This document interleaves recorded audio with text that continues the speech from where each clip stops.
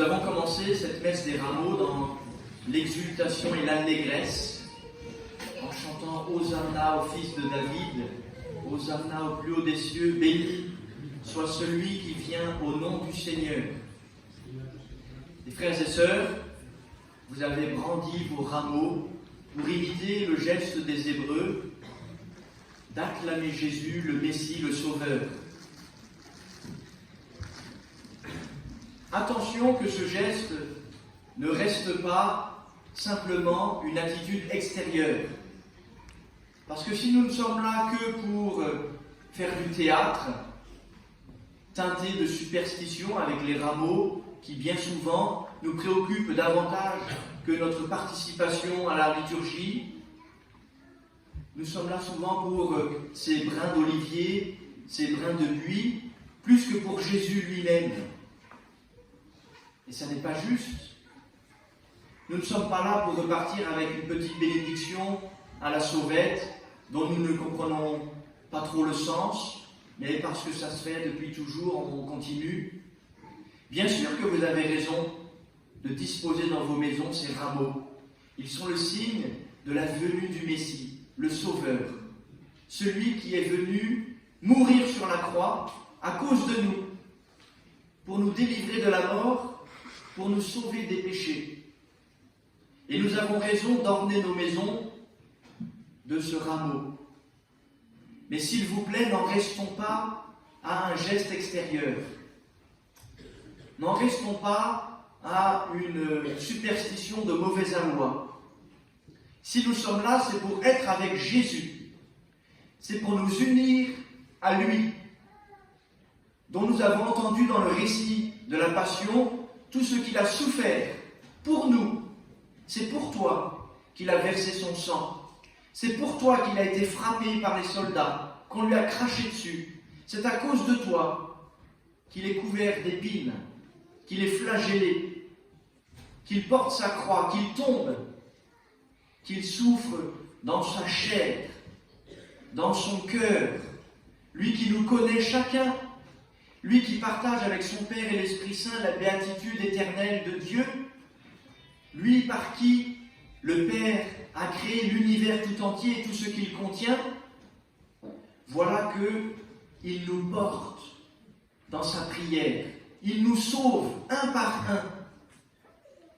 Frères et sœurs, c'est cette semaine sainte, que nous voulons vivre d'une manière plus intense que d'ordinaire, unis à Jésus.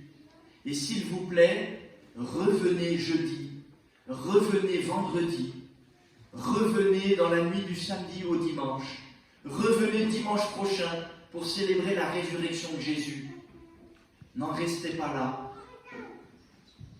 Vous avez vu, vous avez entendu au moins, dans l'évangile que nous avons proclamé sous le préau, qui nous raconte l'entrée de Jésus à Jérusalem, il y a deux sortes de gens. Ceux qui brandissent les rameaux, nous les avons imités. Ceux qui se dépouillent de leur manteau et qui en jonchent le sol pour faire un tapis d'honneur à Jésus. Comme il est dommage que la liturgie ne nous fasse pas imiter ce geste aussi, qui est plus engageant. Parce que nous nous dépouillons de quelque chose de nous. Et c'est cela, être unis à Jésus. Ça n'est pas seulement d'être en présentiel, comme un mauvais épisode sanitaire nous le fait dire désormais. Être unis à Jésus, c'est donner de notre personne. Vous êtes chrétien? Vous croyez que Jésus est votre sauveur? Vous voulez le suivre? Vous voulez vivre sa parole? Vous voulez recevoir sa grâce dans les sacrements et spécialement dans la communion eucharistique? Que cela ne reste pas extérieur à vous-même, mais que cela vous engage.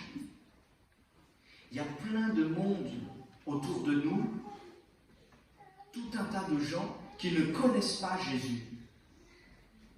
Nous avons la chance d'entendre le récit de sa passion. Nous avons la chance de fréquenter l'Évangile, plus ou moins.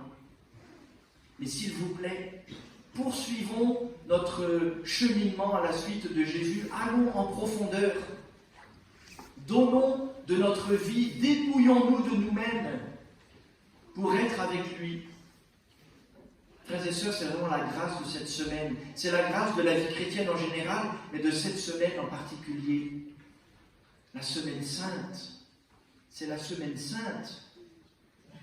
Il faut que nous y entrions de tout notre cœur. Frères et sœurs, nous poursuivons cette liturgie par la célébration de l'Eucharistie qui nous met en présence réelle de ce que nous avons entendu.